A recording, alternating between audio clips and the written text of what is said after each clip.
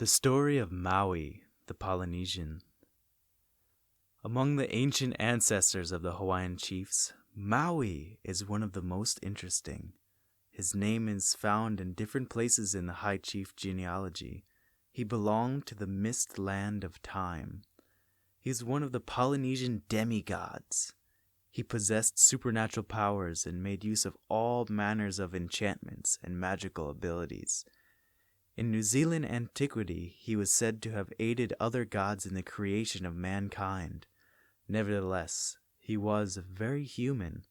He lived in thatched houses, had wives and children, and was even scolded by the women for not properly supporting his family or doing his chores and responsibilities. Yet he continually worked for the good of mankind. His mischievous pranks would make him another Mercury, living in any age before the beginning of the Western era.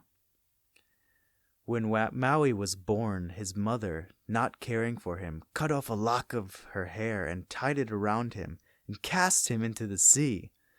In this way the name came to him, Maui Tiki Tiki.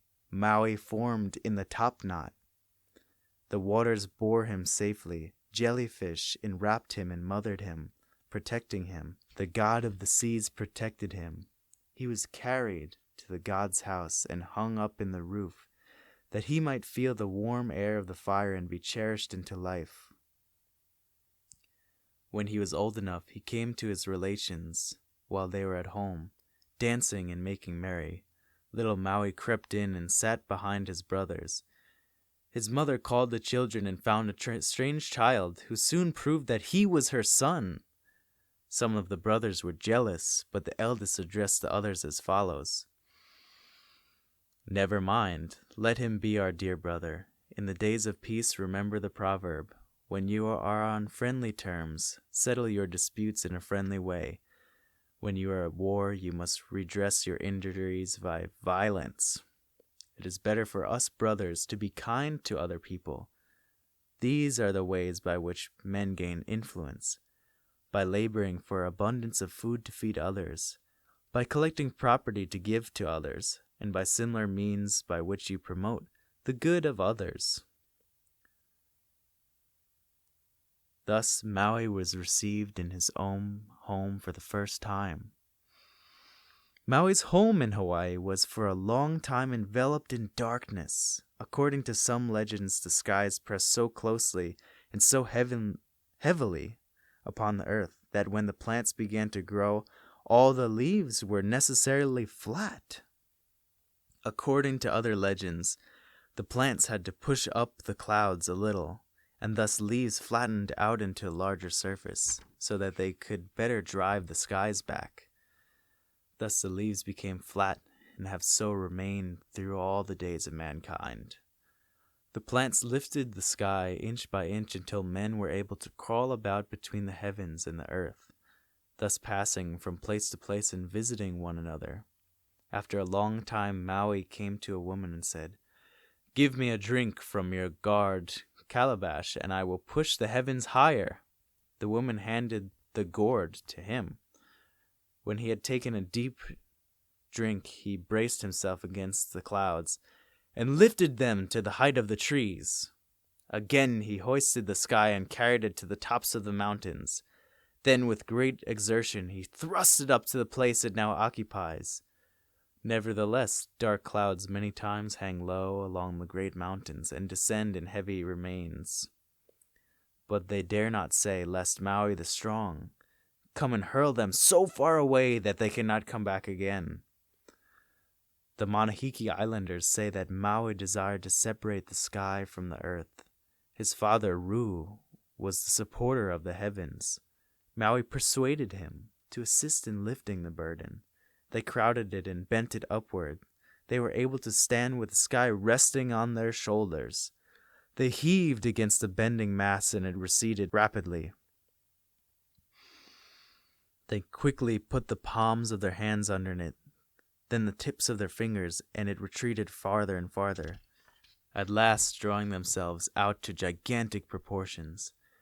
They pushed the entire heavens up to the very lofty position which they have ever since occupied. On the island Hawaii, in a cave under a waterfall, dwelt Hina of the Fire, the mother of Maui. From this home Maui crossed to the island Maui, climbed a great mountain, threw ropes made from fibers of plants around the sun's legs, pulled off many, and then compelled the swift traveler of the heavens to go slowly on its way that men might have longer and better days of sunshine. Maui's home at the best was only a sorry affair. Gods and demigods lived in caves and small grass houses. The thatch plant fibers rotted upon his home and required continual renewal. In a very short time the heavy rains beat through the decaying roof. The home was without windows or doors, save as low openings in the ends or sides allowed entrance to those willing to crawl through. Here Maui lived on edible roots, taro, fruits, and raw fish, knowing little about cooked food, for the art of fire-making was not yet known. By and by, Maui learned to make fire by rubbing sticks together. A family of mud hens, worshipped by some of the Hawaiians in the later years, understood the art of fire-making. From the sea, Maui and his brothers saw fire burning on a mountainside, but it was always put entirely out when they hastened to the spot. Maui proposed to his brothers that they go fishing, leaving him to watch the birds. But the alai counted the fishermen and refused to build a fire for the hidden one who was watching them. They said amongst themselves, "There are 3 in the boat, and we know not where the other one is. We will make no fire today." So the experiment failed again and again. If 1 or 2 remained, or if all waited on the land, there would be no fire. But the dawn which saw the 4 brothers in the boat saw also the fire on the land. Finally, Maui rolled some kapa cloth together and stuck it up in one end of the canoe so that it would look like a man. He then concealed himself near the haunt of the mud hens, where his brothers went out fishing. The birds counted the figures in the boat and then started to build a heap of wood for the fire. Maui was impatient, and just as an old bird began to select sticks with which to make the flames, he leaped swiftly out and caught her and held her prisoner. He forgot for a moment that he wanted to keep the secret of fire-making. In his anger against the wise bird for his impulse, he went to taunt her and then kill her for hiding the secret of fire. But the bird cried out, "If you are the death of me, my secret will perish also, and you cannot have fire." Maui then promised to spare the bird's life if she would tell him what to do. Then came a contest of wits. The bird told the demigod to rub the stalks of water plants together. He guarded the bird and tried the plants. Then she told him to rub reeds together, but they bent and broke, and he could make no fire with them. He twisted her neck until she was half dead, and then she cried out, "I have hidden the fire in a green stick." Maui worked hard, but not a spark of fire appeared. Again he caught his prisoner by the head and wrung her by the neck, and named a kind of dry wood. Maui rubbed the sticks together, but they only became warm. The twisting process resumed and repeated until the mud hen was almost dead, and Maui had tried tree after tree. At last, Maui had found fire! Then, as the flames rose, he said, "There is one more thing to rub." He took a fire stick and rubbed the top of the head of his prisoner until the feathers fell off and the raw flesh appeared.